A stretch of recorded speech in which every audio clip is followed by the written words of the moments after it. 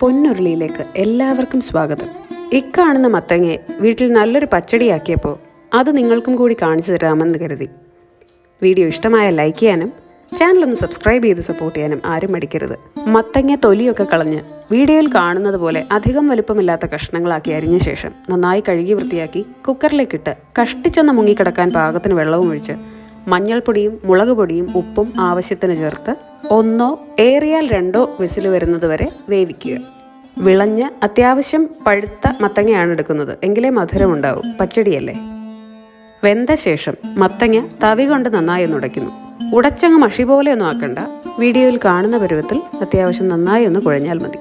പച്ചടിയുടെ അരപ്പിനായി ഒരു പിടി തേങ്ങ, കുറച്ച് ജീരകം, കടുക് ഇഷ്ടമാണെങ്കിൽ കടുകും കൂടി മഷി പോലെ അരയ്ക്കുന്നു.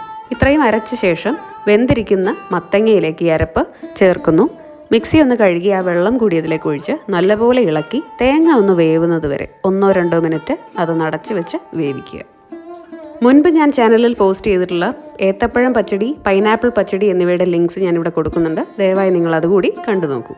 ഇനി കടുക് വറുത്ത് ചേർക്കുന്നു. ഒരൽപ്പം വെളിച്ചെണ്ണയിൽ കടുകും വറ്റൽമുളകും കറിവേപ്പിലയും പൊട്ടിച്ച ശേഷം അതും കൂടി ഇതിലേക്കിട്ട് നല്ലപോലെ ഇളക്കുന്നു.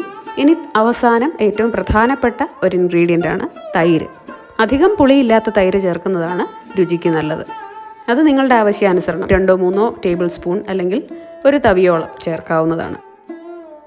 തൈര് കൂടി ചേർത്ത് ഇളക്കിയ ശേഷം ഉപ്പും എരിവും ഒക്കെ ഒന്ന് പരിശോധിക്കുക. വലിയ എരിവൊന്നും വേണ്ടാത്തത് കൊണ്ട് അത് സാരമില്ല, ഉപ്പ് ആവശ്യമെങ്കിൽ ചേർക്കാം. തൈരിട്ട ശേഷം അധികം തിളപ്പിക്കരുത്, ജസ്റ്റ് ഒന്ന് ചൂടായാൽ മാത്രം മതി. പച്ചക്കറികളിൽ അധികം എനിക്ക് ഇഷ്ടമല്ലാത്തൊരു പച്ചക്കറിയാണ് മത്തങ്ങ. പക്ഷേ മത്തങ്ങ പച്ചടിയാക്കിയാൽ എനിക്ക് വളരെ ഇഷ്ടവുമാണ്. അപ്പോൾ എൻ്റെ പ്രിയപ്പെട്ട ഈ മത്തങ്ങ പച്ചടി റെസിപ്പി നിങ്ങൾക്ക് ഇഷ്ടമായെങ്കിൽ ട്രൈ ചെയ്ത് നോക്കൂ, അഭിപ്രായങ്ങൾ അറിയിക്കൂ. വീഡിയോ ഇഷ്ടമായെങ്കിൽ ഇതൊന്ന് ഉണ്ടാക്കി നോക്കൂ, പിന്നെ ലൈക്ക് കൂടെ ചെയ്യൂ. സബ്സ്ക്രൈബ് ചെയ്യാൻ ആരും മറക്കരുത്. മറ്റൊരു നല്ല വീഡിയോയുമായി ഉടനെ കാണാം. Bye bye.